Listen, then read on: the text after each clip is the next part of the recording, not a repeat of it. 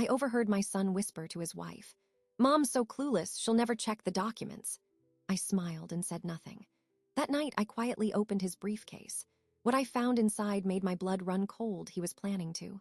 The next morning, I called my lawyer and said just 3 words that made my son's face go white. "Subscribe to the channel. Leave your like and comment from which part of the world you are watching. Get comfortable and relax. Let's begin." He asked me to pass the salt. That was all. A simple, mundane request across a table laden with the remnants of a Sunday dinner I had spent hours preparing. My son, Marcus, reached for it, his cufflink catching the light from the chandelier, a gift from me on his last promotion. His wife, Chloe, was complimenting my roast, her voice a bright, polished sound. I was smiling, the warm, tired smile of a mother content with a full house, when Marcus leaned toward her. His whisper was not meant for me. It was a low, intimate dart meant only for her ear, but the laughter at the table had dipped just then, and the words carried across the polished wood with perfect, cruel clarity. "It's fine. Mom's so clueless, she'll never check the documents anyway." The air in my dining room did not change. The scent of rosemary and garlic still hung there. The crystals still gleamed.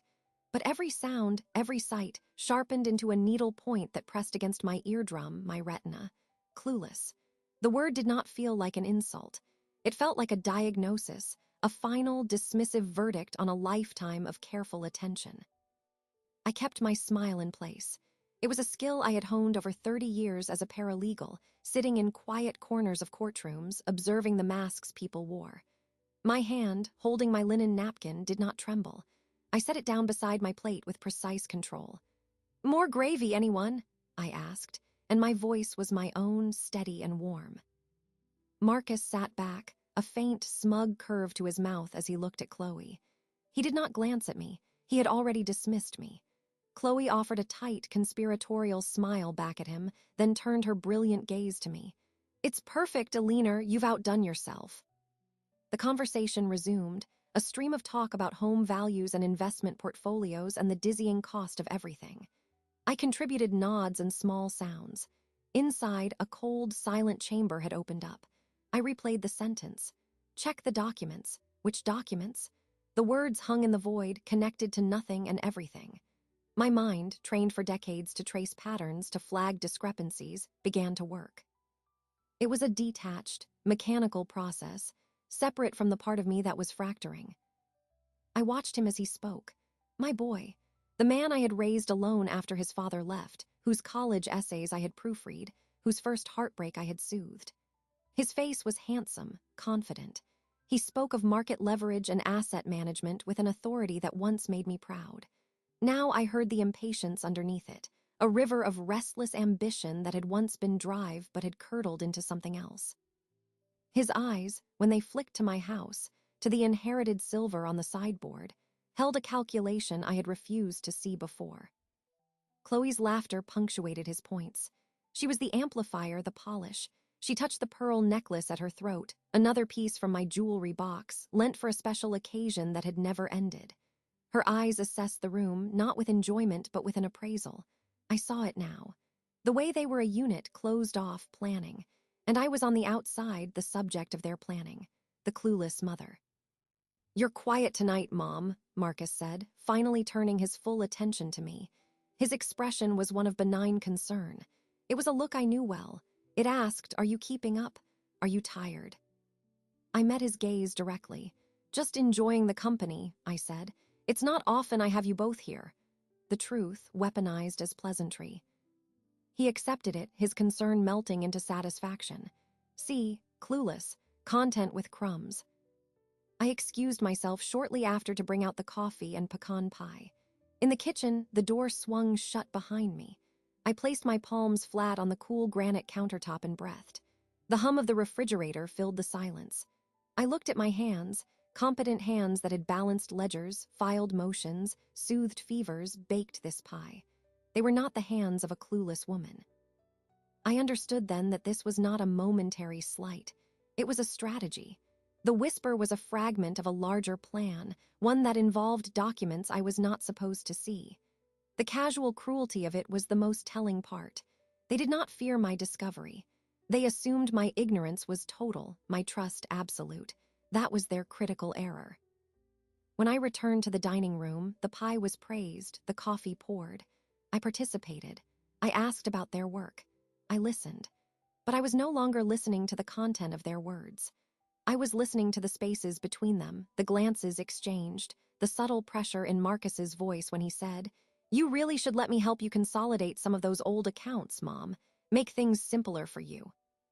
"Perhaps I will," I said, smiling. "That's very thoughtful." He nodded, gratified. The hook was set in his mind. The evening ended with hugs at the door. Marcus's embrace was quick, firm. "Love you, Mom. Get some rest. You look tired." Another data point for his file. Chloe's perfume enveloped me in a cloud of jasmine and privilege. "Beautiful dinner," she chirped. I closed the door and turned the deadbolt. The click was a full stop. I leaned against the solid wood, the silence of the house pressing in. It was my silence in my home. Every book on the shelf, every worn spot on the rug, was a testament to a life built with care. And they thought they could quietly file it away, document by document. I walked through the rooms, turning off lights. My motions were routine, but my mind was a hive of cold activity. Check the documents. I went to my study, the small, ordered room that had been my professional sanctuary.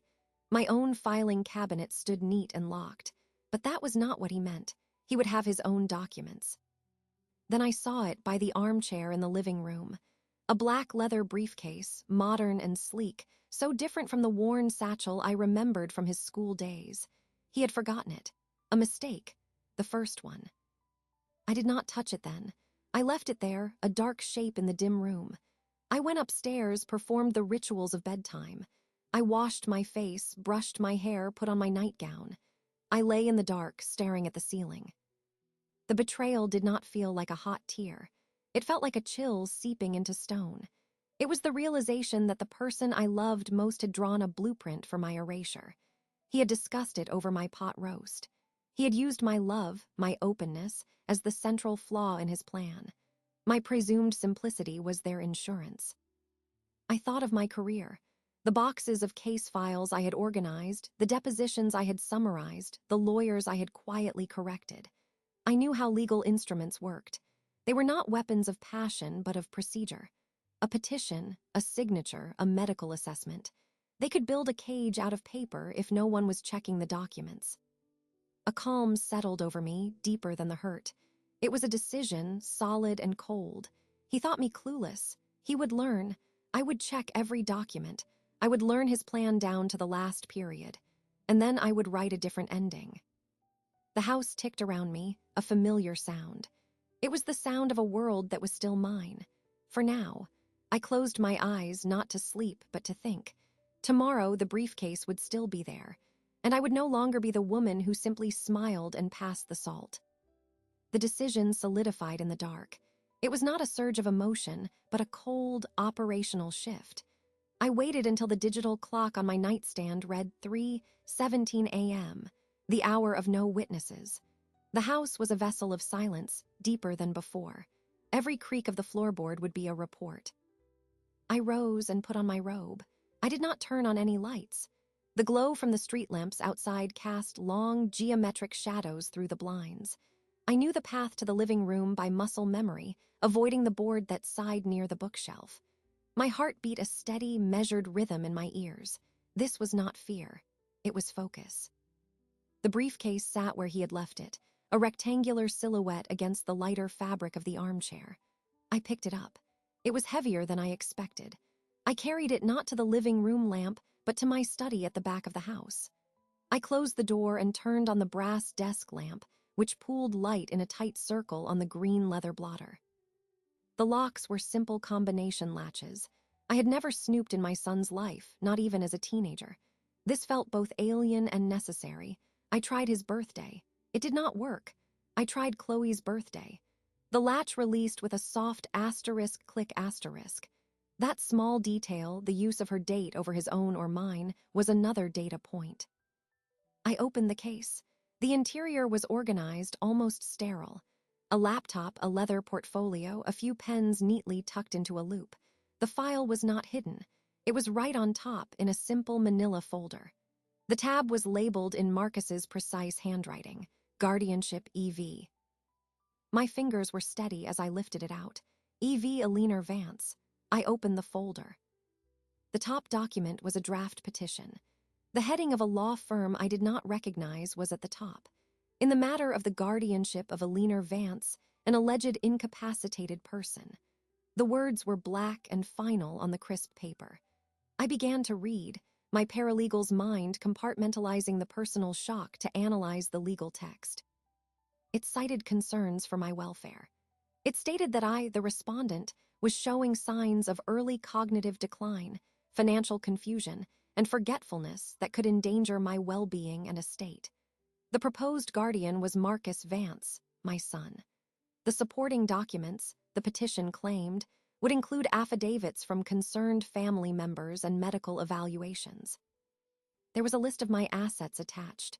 My home, its estimated value circled. My retirement accounts, their balances noted. My late mother's silver. It was all itemized, a balance sheet of my life's work. In the margin next to the house entry in Chloe's looping script was a question mark and the words potential sale. I turned the page. Behind the draft were printouts of emails. One was from Marcus to the unfamiliar attorney. It read, "As discussed, my mother's condition is worsening. She is increasingly forgetful and resistant to help. We are concerned she is vulnerable to scams or may make a catastrophic financial error. We believe a guardianship is the only way to protect her and her assets." The reply from the attorney was brief. "The petition is strong. We'll need a medical assessment. Schedule it soon. Once we file, the court will move quickly given the alleged risks." Another email was between Marcus and Chloe, sent just 2 days prior. Chloe had written, "Did you finalize the doctor? We need this locked down before she gets suspicious." Marcus's response, "All set. Dr. Evans next Thursday. He understands the situation. After the eval we file, she won't know what hit her." I sat back in my chair. The air in the study felt thin. The words, "she won't know what hit her," seemed to vibrate off the page. This was not a gut reaction born of worry. This was a plotted course. They had a doctor ready to provide a diagnosis, Dr. Evans, a name I did not know. They had a lawyer poised to file. They had a timeline. The medical evaluation was scheduled for Thursday. Today was Monday morning. They had given themselves a 3-day buffer before legally declaring me incompetent. A quiet, professional fury began to burn alongside the hurt. They had used specific terms. Forgetful, resistant to help, vulnerable. They were constructing a profile, and they were using kernels of truth, my occasional misplacing of reading glasses, my polite refusal of their earlier investment advice, as the foundation for a lie. They were not just after my money. They were after my agency. They wanted to become the administrators of my life. I looked at the petition again. My signature was not required for them to file. They could petition the court, and if the court found their evidence credible, I could be stripped of my rights before I even had a full chance to defend myself. The system I understood so well could be turned against me with efficiency. I reached into my desk drawer and took out my smartphone. I opened the camera. I photographed every page. The draft petition, the asset list, the emails.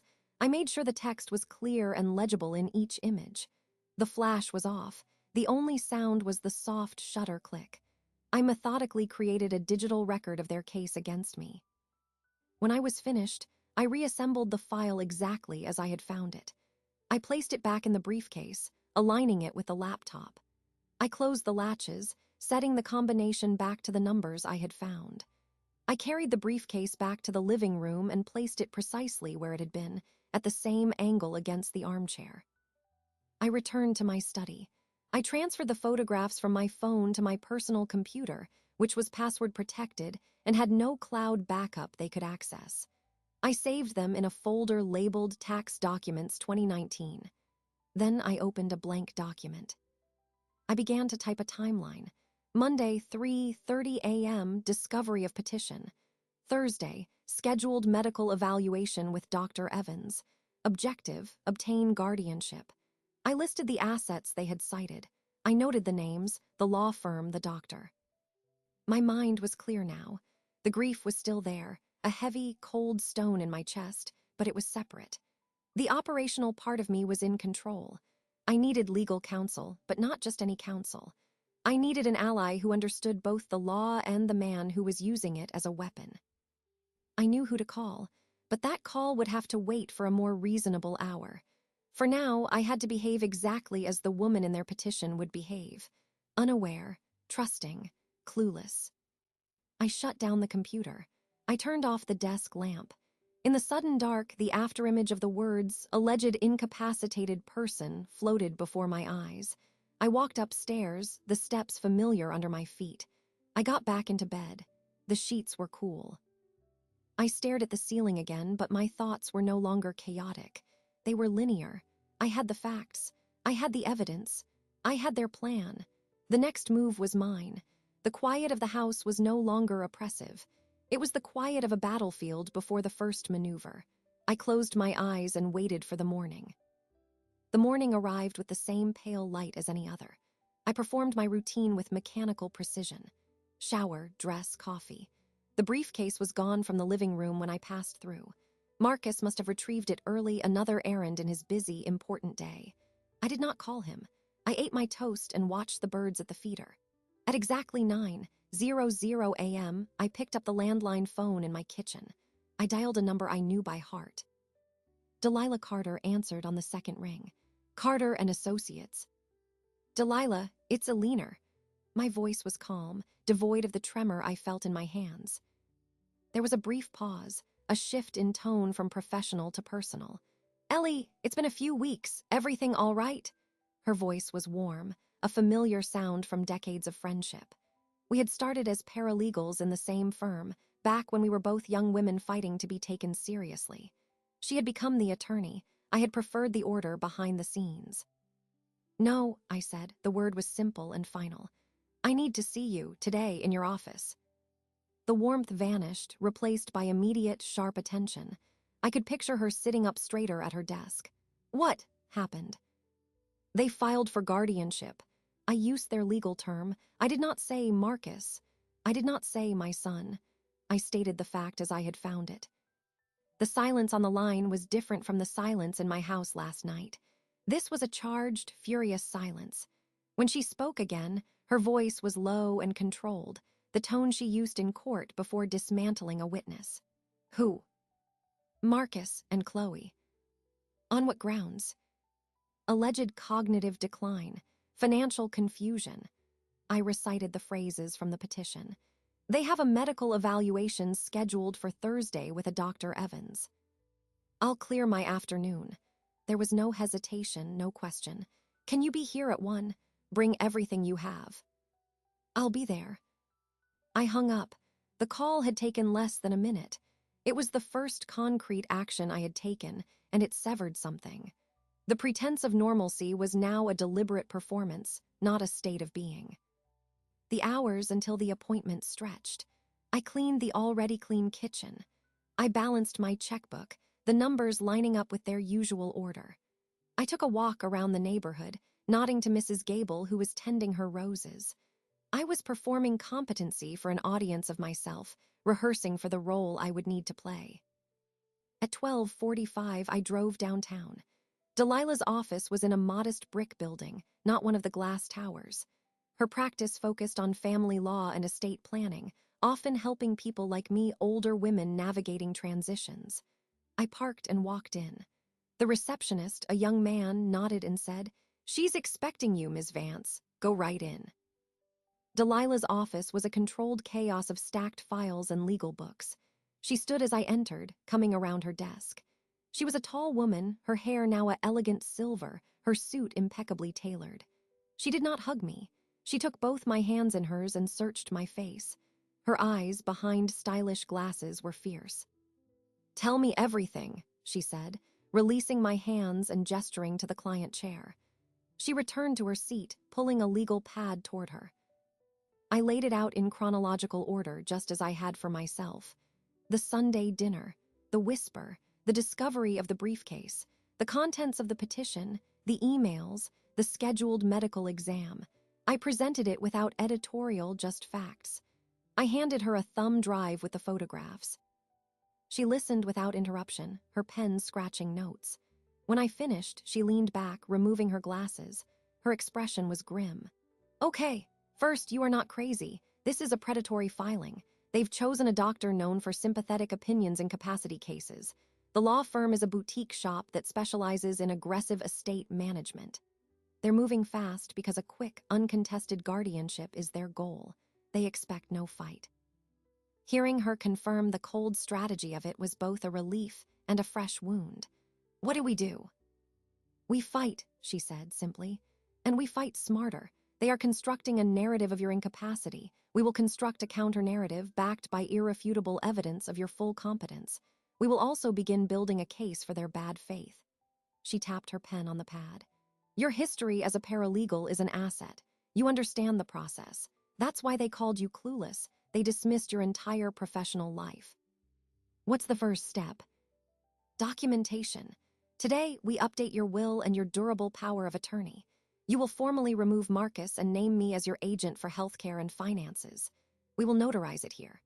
Second, you will visit your actual primary care physician, Dr. Chen, tomorrow.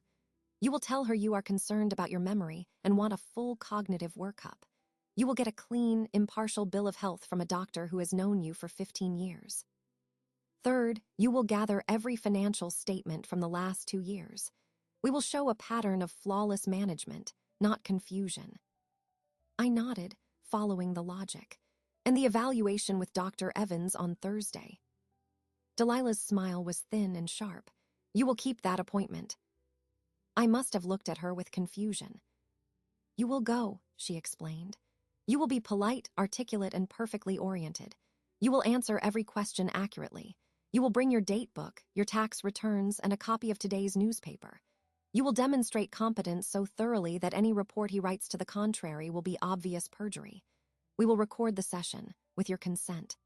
Illinois is a 2-party consent state, but we will have you sign a consent form for the recording at the start. If he proceeds under those conditions, he's either a fool or complicit. The plan was elegant. It used their own move against them. And after that, after we have your medical all clear from Dr. Chen, and after the Evans evaluation, we will have a complete package. We will then file a motion to dismiss their petition with prejudice, along with a counterclaim. We will allege conspiracy, financial exploitation of an elder, and intentional infliction of emotional distress. We will attach all our evidence, including their emails discussing the plan, before she gets suspicious. She looked at me, her gaze softening a fraction. This is war, Ellie. A quiet paper war. Are you prepared? I thought of the word clueless. I thought of the itemized list of my silver. I met her eyes. I am prepared. Good, she stood.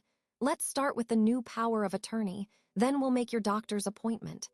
She came around the desk again and put a hand on my shoulder. He's not the boy you raised anymore. The man he became made his choice. Now you make yours. I nodded. The cold operational focus was back, fortified by her certainty. The first move had been theirs. The second move was mine. And from here, every document would be checked, every line would be read, and their plan would be dismantled piece by piece, with the full, unforgiving force of the law. The next morning, I began the work. The emotional paralysis was gone, replaced by a list of actionable items. Delilah was right. This was a paper war, and I had been trained in supply logistics. My first stop was my home office. I opened the filing cabinet where I kept my personal records. I pulled out 2 years of bank statements, investment reports, and property tax bills. I spread them on the desk. The story they told was one of consistency. Automatic deposits, scheduled payments, a steady balance growth. There were no erratic withdrawals, no missed payments, no signs of confusion. I made copies of every relevant statement, highlighting the regular transactions. I compiled them into a neat chronological folder. At 10 a.m., I had my appointment with Dr. Chen. Her office was familiar and calm. When the nurse called me back, Dr. Chen looked up from her chart with a warm smile. "Eleanor, it's been 6 months. Everything okay?" "I need a cognitive assessment," I said directly, taking a seat. "A full workup." Her smile faded into a look of professional concern. "Have you been experiencing problems? Memory lapses, confusion?" "No," I said. but I need documentation of that fact for legal reasons. Dr. Chen leaned back, tapping her pen. She knew me well enough to understand I did not make frivolous requests. Legal reasons. My son is attempting to have me declared incompetent. He has scheduled an evaluation with another doctor on Thursday. I want an impartial evaluation from you today. Her expression hardened. I see. She asked me a series of standard questions, the date, the current president, to count backward from 100 by sevens. I answered each one. She had me draw a clock face and set the hands to a specific time. I did so correctly. She gave me a short list of words to remember and asked me to recall them minutes later after a conversation about current events. I recited them back. After the basic tests, she said, "This is highly inappropriate, what he's doing. I've been your physician for 15 years. There has been no indication of cognitive decline. Your blood work has been stable. Your management of your own health has been proactive." She made notes in my file. "I will write a detailed report.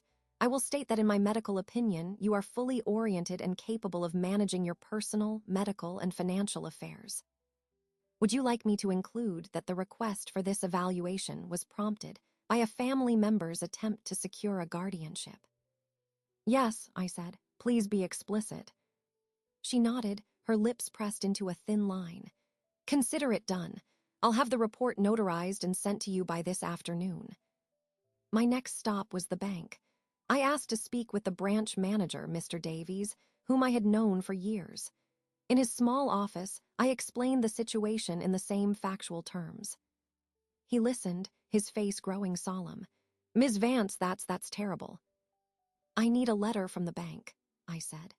"A statement confirming the status of my accounts, their management history, and affirming that I have never presented any confusion or required unusual assistance in handling my finances here." "Of course," he said immediately. "I can pull the records right now. Your accounts are some of the most orderly we have. Direct deposits, automated savings transfers. You even caught a small error we made on a statement 2 years ago." He shook his head. "I'll have a formal letter for you before you leave." While he worked, I visited the county clerk's office.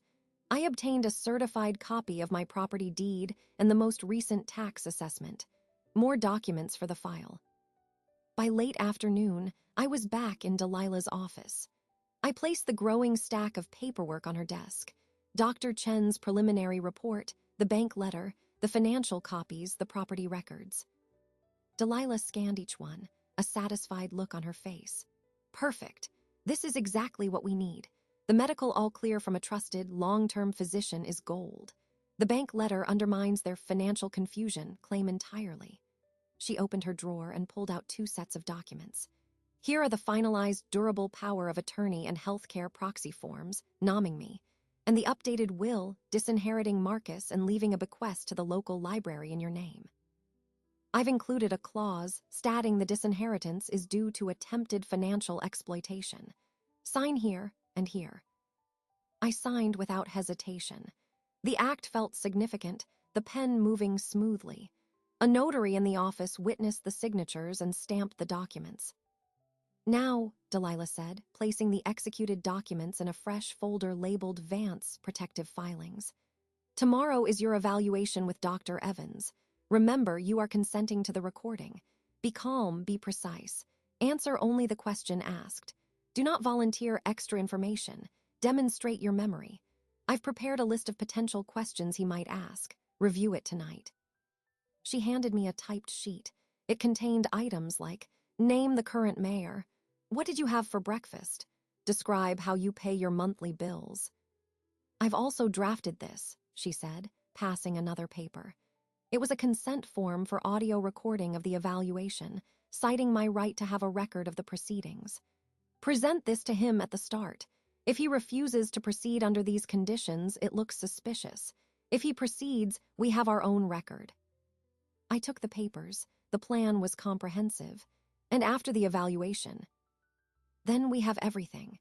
We wait for them to make the next move. They will likely file the petition formally after they get Evans's report, which they expect to be favorable. The moment they file, we will hit them with our motion to dismiss and our counterclaim. We will include all of this." She gestured to the stack of evidence.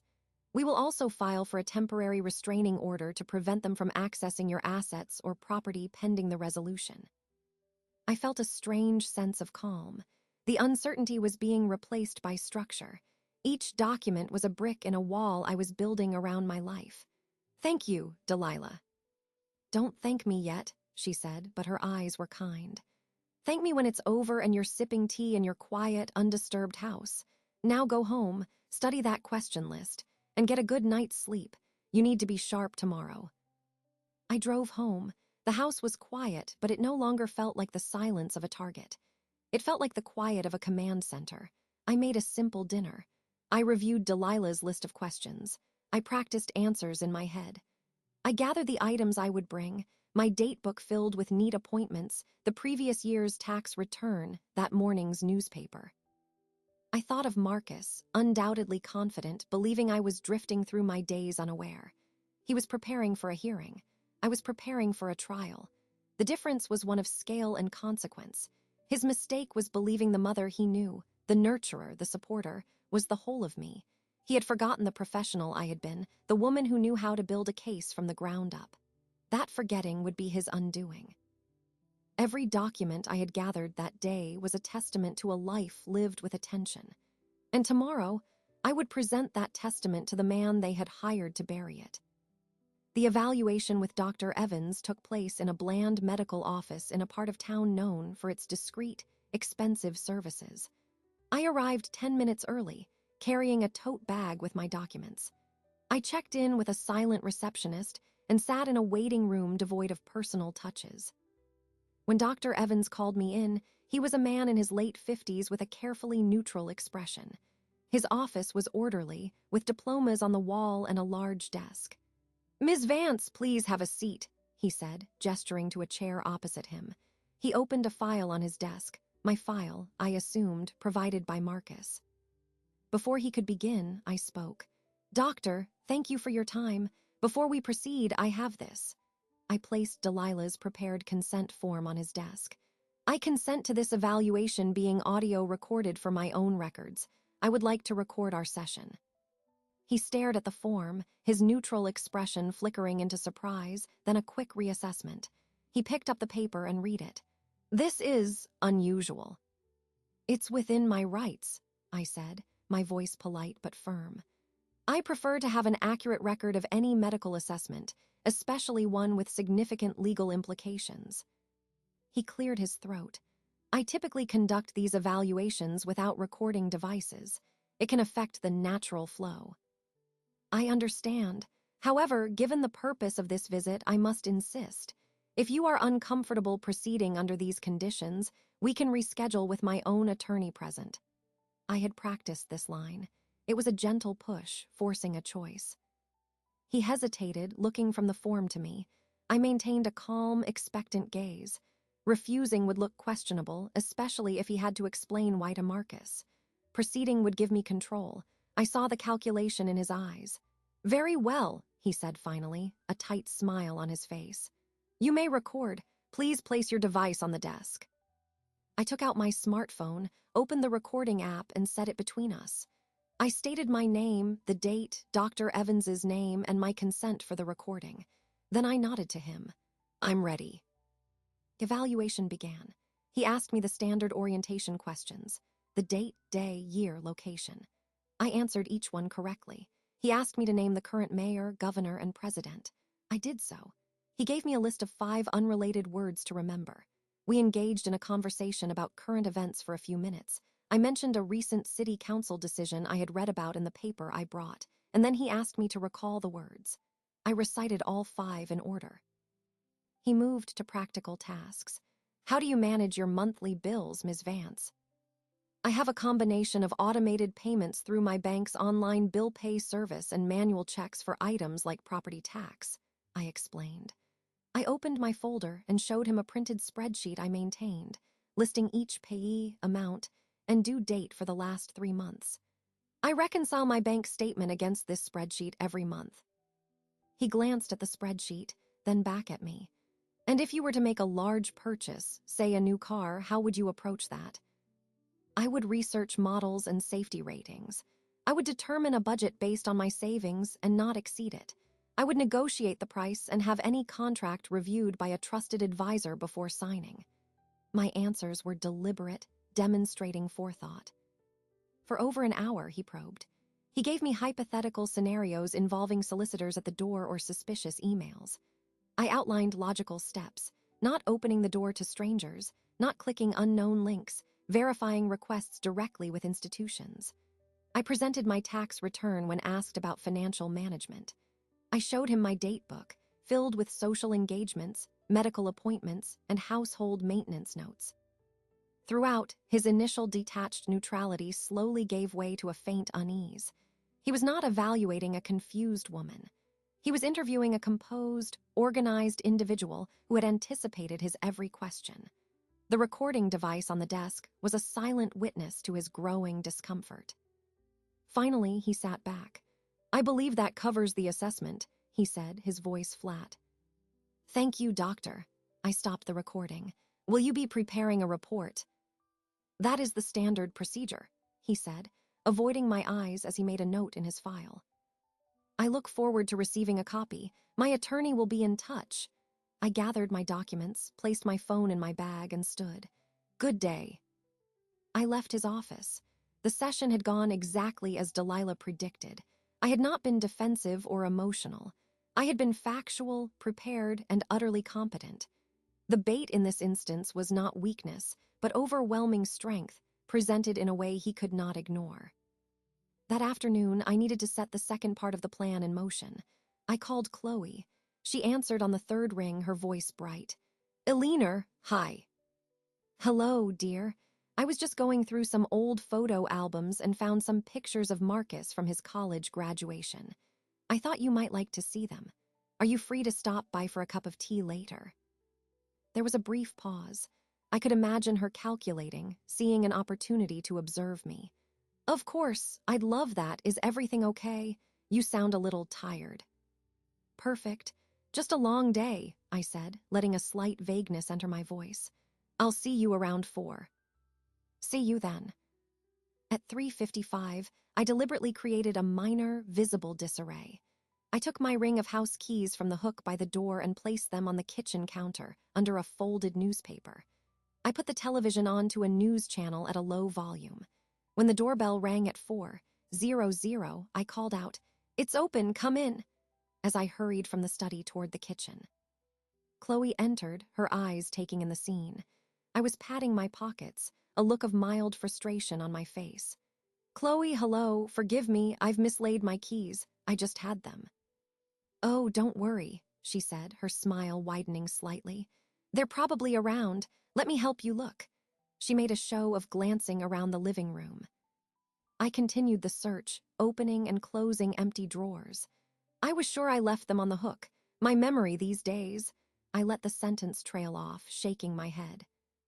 "It happens to everyone," she said, her tone dripping with false sympathy. She walked to the kitchen and immediately spotted the bulge under the newspaper. "Are these them?" she asked, lifting the paper to reveal the keys. "Oh, goodness," I exclaimed, putting a hand to my chest. "Right there in plain sight. How silly of me. Thank you, dear. I don't know what I'd do without you." I took the keys, my hand brushing hers. "It's no problem at all," she said, her eyes studying my face with renewed interest. "You said you had photos." Yes, in the study. Let me get them. The tea is steeping." I bustled away, playing the flustered hostess. I could feel her gaze on my back. We spent the next half hour looking at photos. I made a point of misremembering the year of one event, which she gently corrected. I thanked her profusely. When she left, she gave me a longer hug than usual. "You take care of yourself, Eleanor. Maybe let Marcus help more with things around here. He worries." "That's so kind," I said, my smile warm and vacant. "Tell him not to worry." I closed the door. The performance was over. I walked to the kitchen window and watched her car pull away. She did not drive off immediately. She sat for a full minute, presumably sending a text. I had no doubt who the recipient was or the content. She's definitely getting worse. Today she lost her keys right in front of me.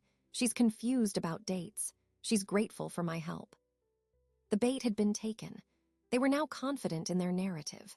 Their next move would be to file the petition, armed with what they believed would be a damning report from Dr. Evans.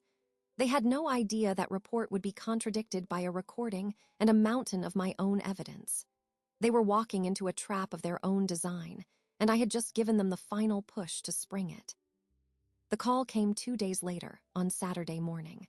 Marcus's voice was a careful blend of concern and authority. "Mom, we need to come by today. Chloe and I, there's something important we need to discuss about your well-being. It's time we had a real talk."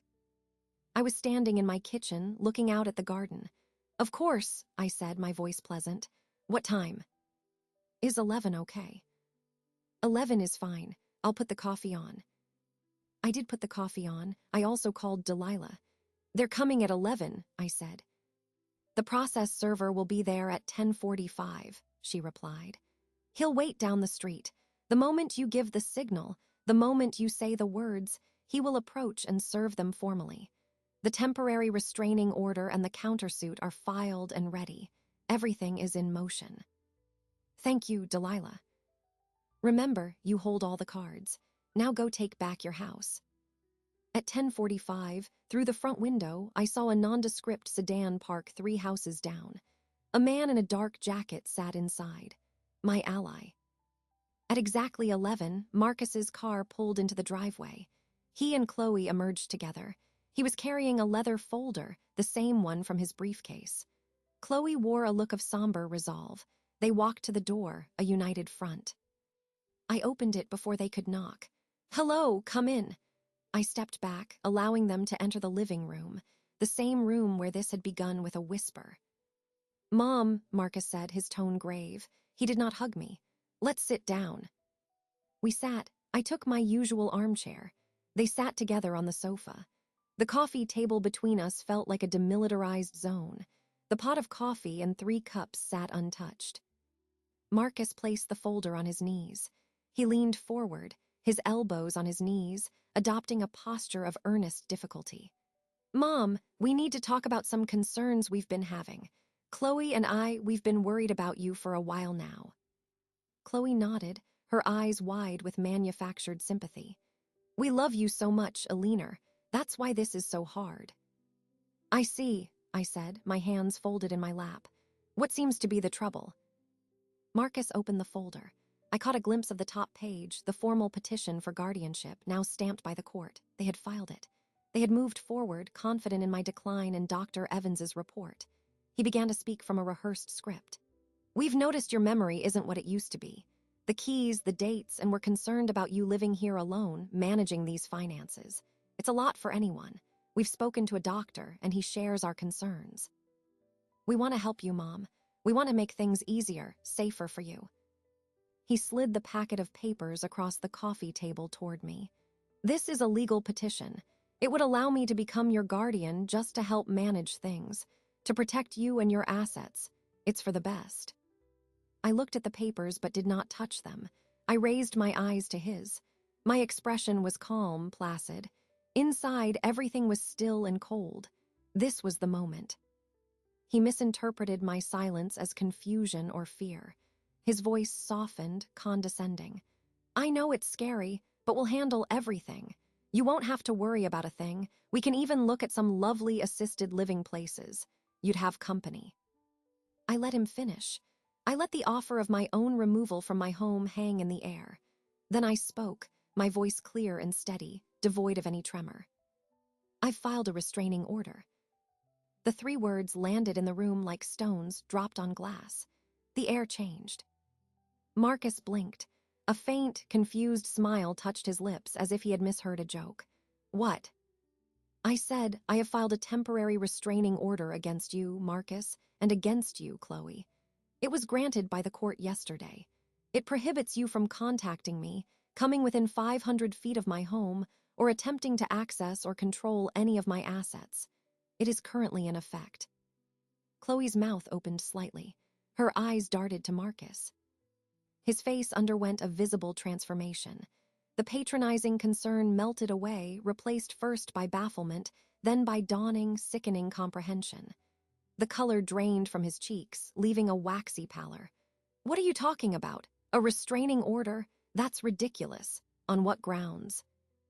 On grounds of elder financial exploitation, fraud, and intentional infliction of emotional distress, I recited. The petition you just handed me is Exhibit A, the emails from your briefcase discussing your plan, before she gets suspicious.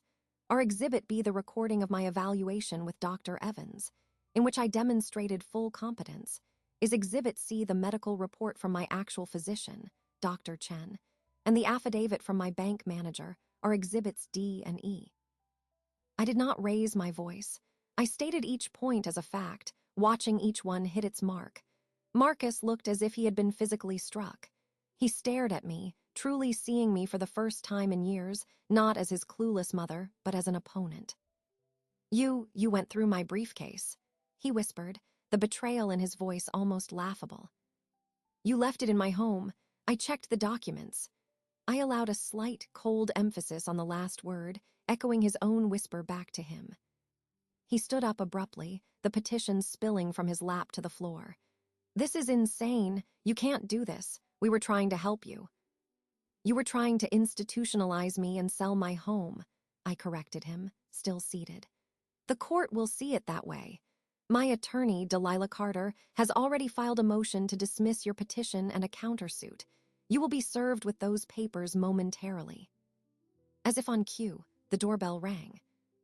We all turned.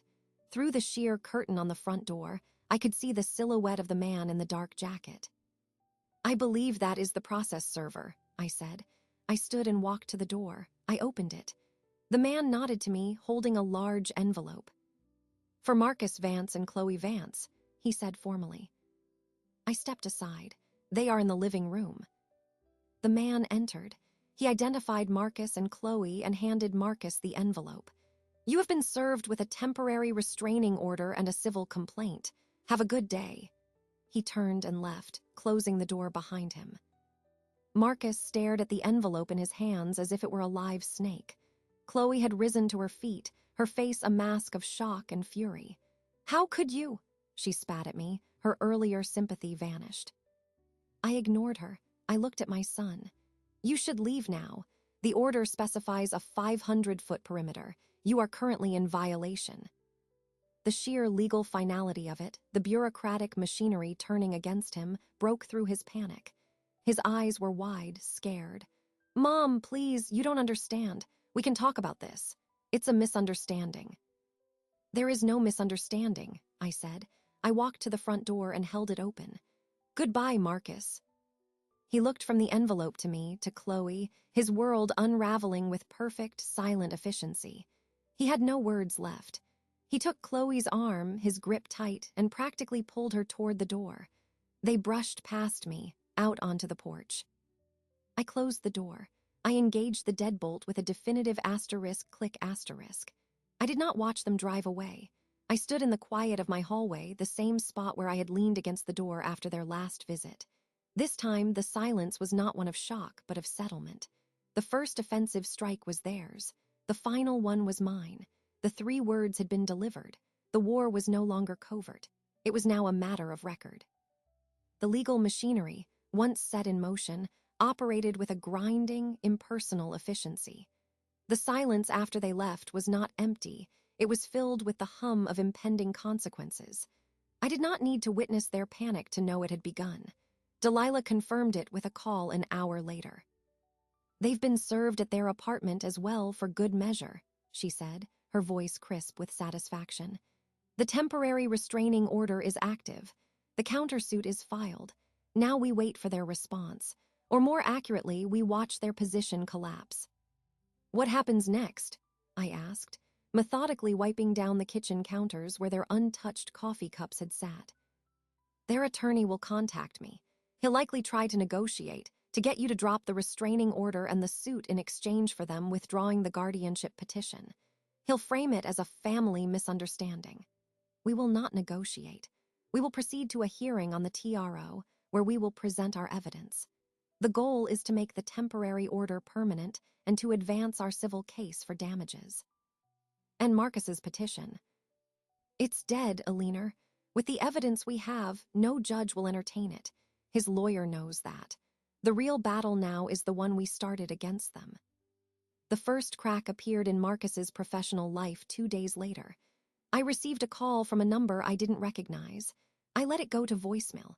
The message was from a man named Robert Hiller, who identified himself as a partner at Marcus's firm. His tone was strained, artificially polite. "Ms. Vance, this is Robert Hiller. I'm calling regarding your son, Marcus. We've received some concerning legal documents at the office addressed to him. We require some clarification on a personal matter that may impact his position here. Could you please return my call at your earliest convenience?" I did not return the call. I forwarded the voicemail to Delilah. "Let them sweat," she advised. "They served the restraining order to his workplace as required. The firm has a morals clause. A public, legal accusation of attempting to defraud his mother is not a good look for a financial advisor." I imagined the scene. The envelope arriving at his sleek office, the curious secretary, the partner's summons. His professional facade, so carefully maintained, now had a visible fissure. The word would spread. The next sign came via an email from Chloe. It arrived in my seldom-used personal account, likely because she was blocked on my phone. The subject line was "Please." The body was a torrent of desperation, stripped of all her usual polish. "Alina, you have to stop this. Marcus is going to lose his job. They've put him on administrative leave. This is destroying us. It was a mistake. We were worried about you, that's all. We can fix this. Call off your lawyer. We're family, please." I read it once, then deleted it. I did not reply. Her use of destroying asterisk us was telling. The partnership was feeling the strain.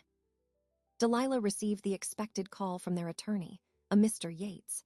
She relayed the conversation to me in her office. He blustered. He called our actions a draconian overreaction to a family's caring intervention.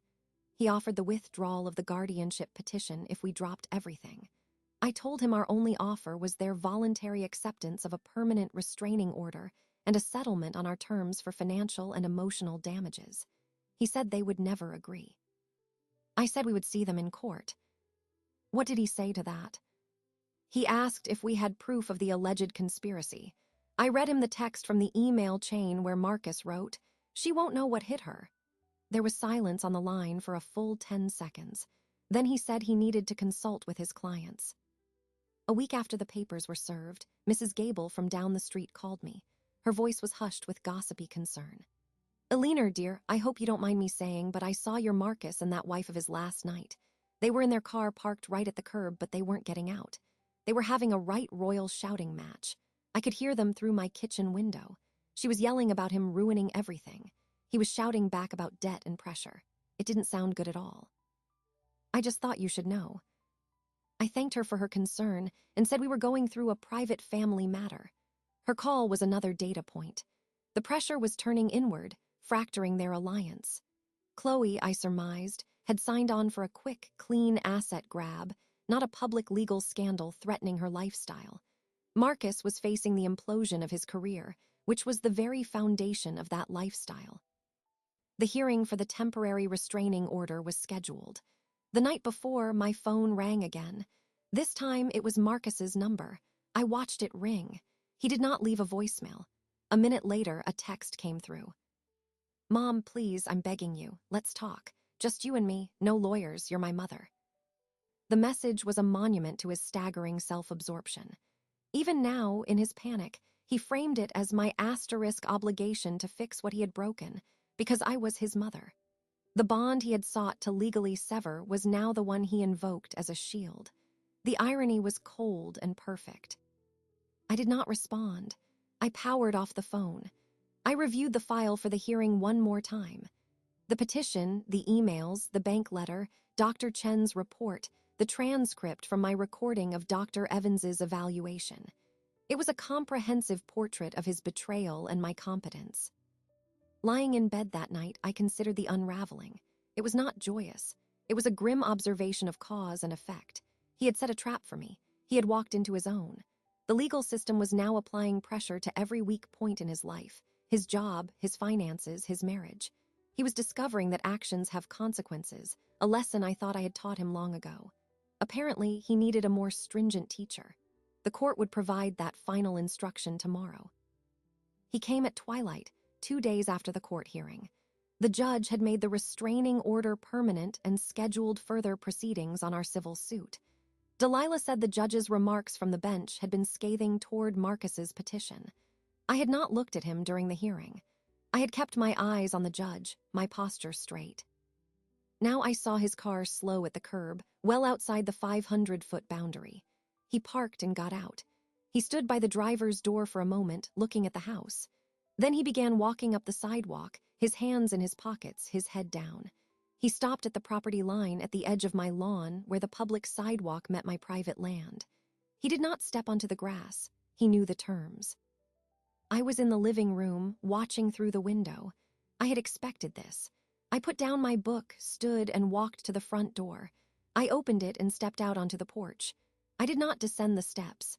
I stood with the solid wood of the house behind me, my arms at my sides. "Mom," he called out, his voice ragged. Can we talk, please?"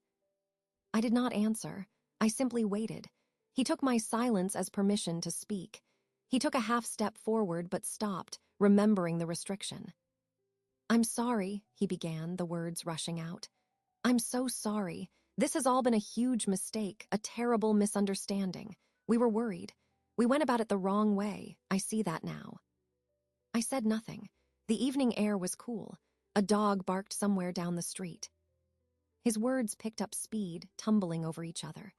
"You have to understand the pressure I was under. Work, the debts. Chloe was talking about starting a family, about how we needed more space, more security. I just panicked. I thought this would be a way to help you and help us at the same time, to protect you. It got out of hand. The lawyer, the doctor, they made it sound so clinical, so simple. I lost perspective. He was giving me his reasons.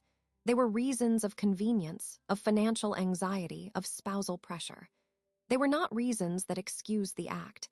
They were explanations that made it all seem smaller, pettier, and in a way, even worse.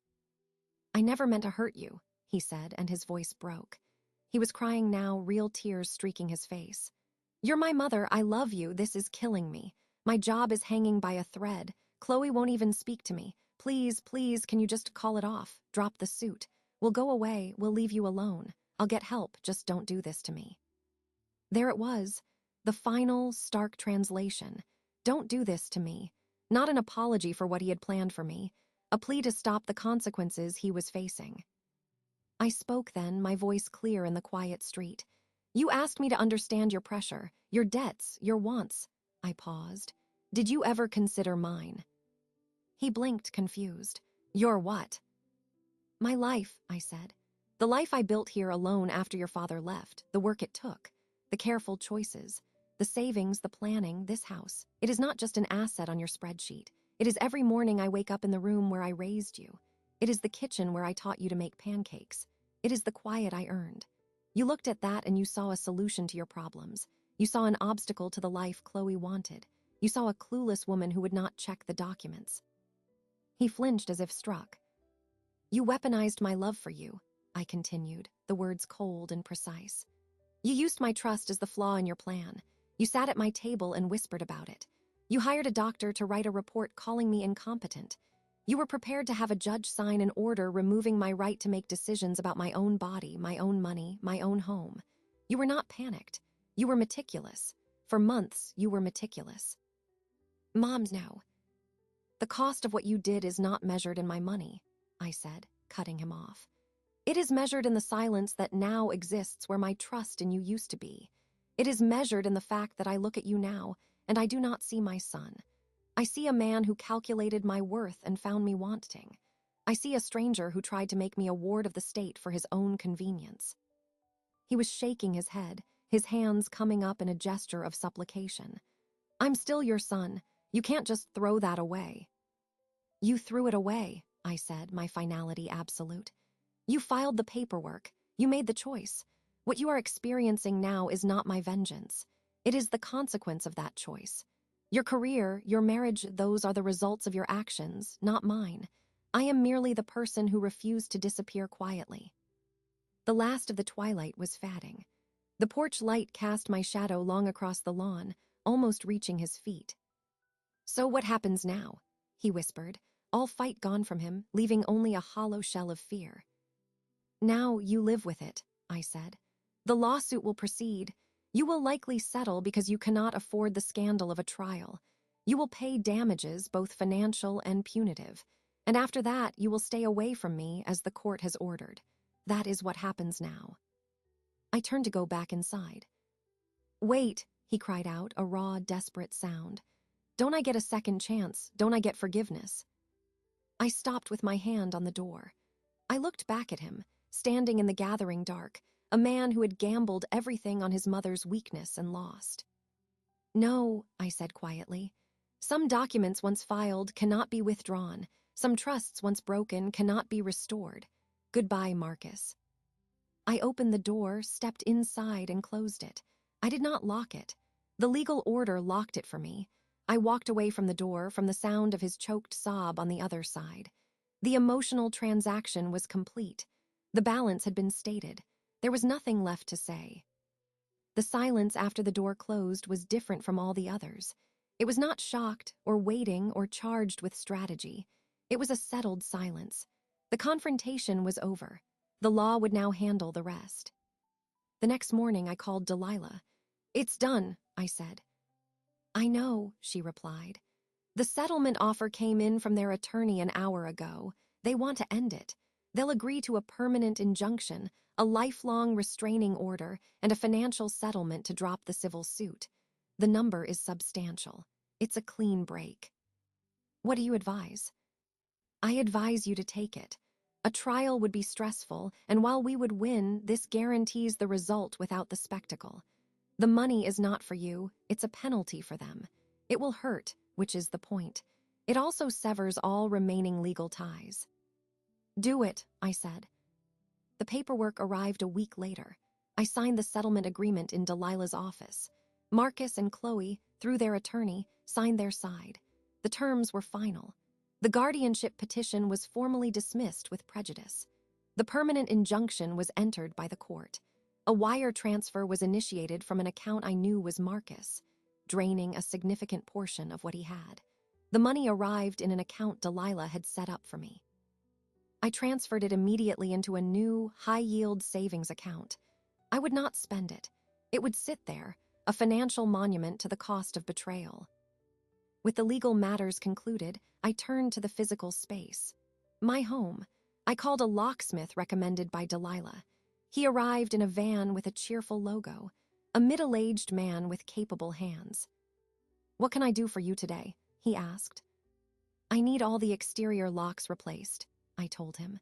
"Front door, back door, side garage door. New deadbolts, new knobs, the highest grade you have."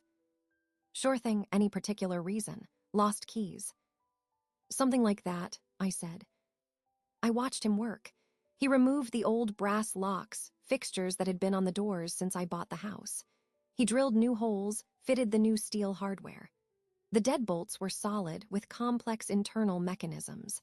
When he finished, he handed me 6 new keys, all identical, cut from a blank that had never been in my son's possession.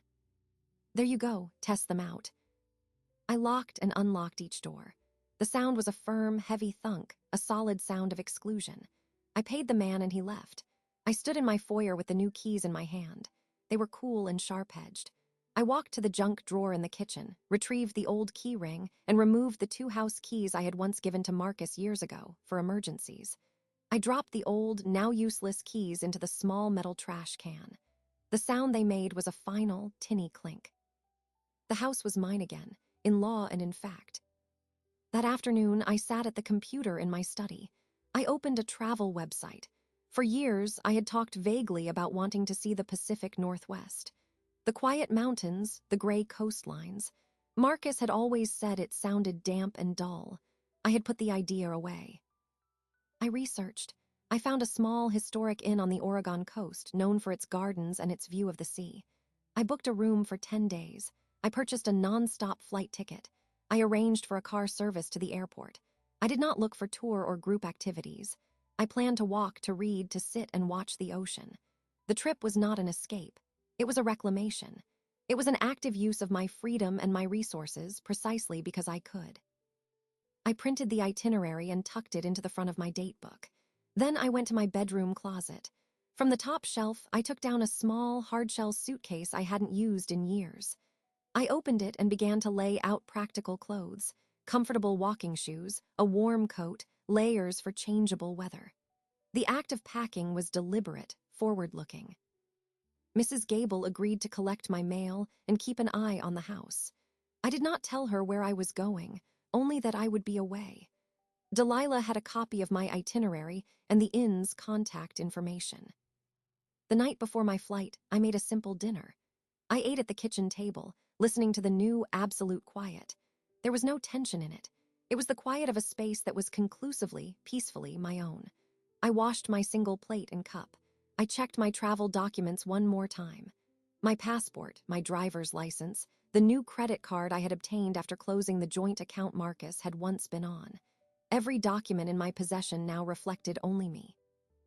I went to bed early. The last thought I had before sleep was not of Marcus or Chloe or courtrooms. It was of the sound of ocean waves, a sound I had only heard in movies. Tomorrow I would hear it for myself.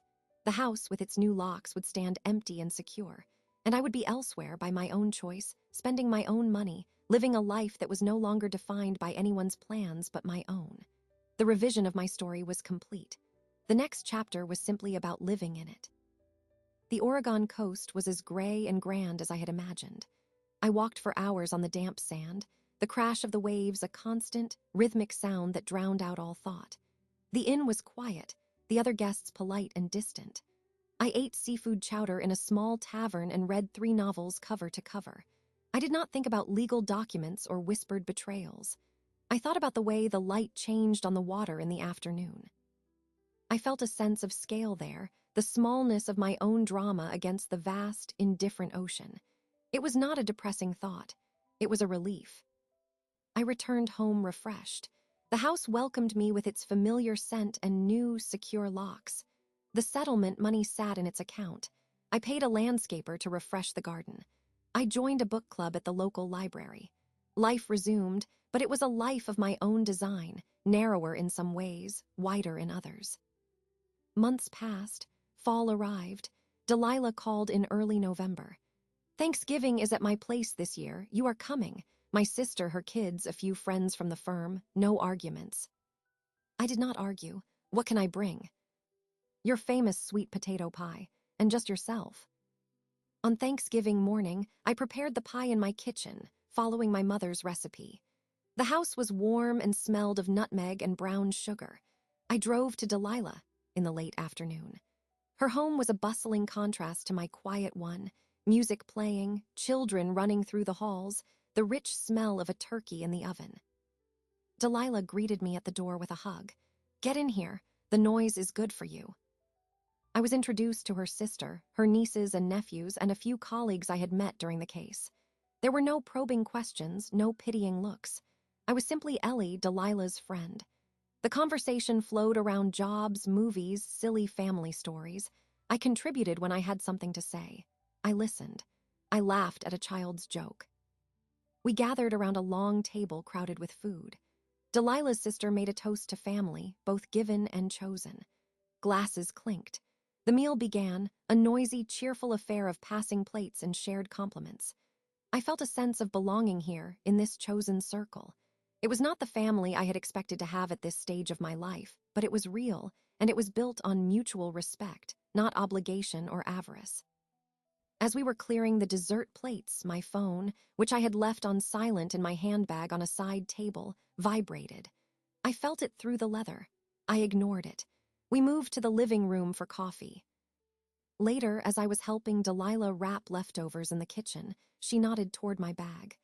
"You've got a notification light blinking. Everything okay?" "I'm sure it's fine," I said. I finished covering a dish with foil, washed my hands, and walked over to the bag. I took out the phone. The screen showed a single text message from an unsaved number, but I recognized it.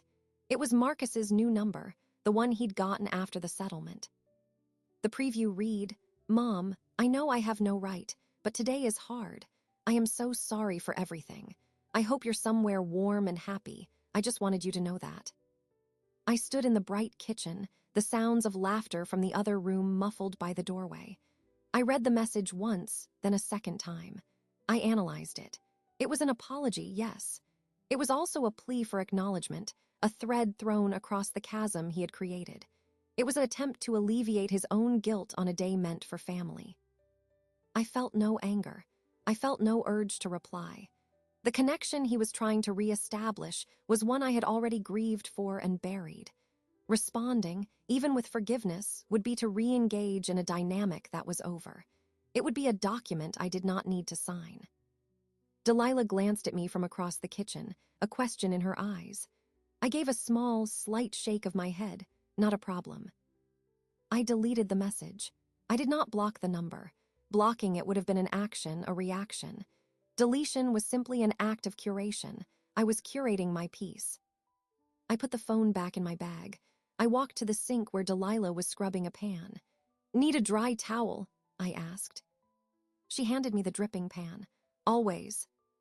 I dried it, placed it in the cabinet. We finished the cleanup together. We rejoined the others in the living room. Someone had put on a record, an old jazz standard. One of Delilah's nephews, a boy of about 10, was attempting to explain a video game to a patient-looking adult. I took my cup of coffee and found a seat by the window. Outside, the night was clear and cold. Inside, the room was full of warm light and the easy hum of conversation. I sipped my coffee. I felt the solid ground of my present. The past, with all its pain and betrayal, was a country I had left. There was no rancor in that thought, only fact. The evening wound down. I hugged Delilah goodbye at the door. "Thank you," I said. It encompassed everything, the legal battle, the friendship, this table. "Anytime, Ellie, always." I drove home through the quiet streets. My house was dark when I arrived. I turned on the lights, one by one. I put the leftover pie in the refrigerator. I went through my nightly routine. As I got into bed, I thought not of the text, but of the laughter in Delilah's living room, the taste of the pie, the feeling of being genuinely seen not as a victim or a problem, but as a person. The revenge was complete, but it was not the victory I contemplated. The victory was this quiet, this autonomy, this unbroken peace. The story had ended not with a dramatic clash, but with a chosen silence and the profound contentment of a table elsewhere, full of light.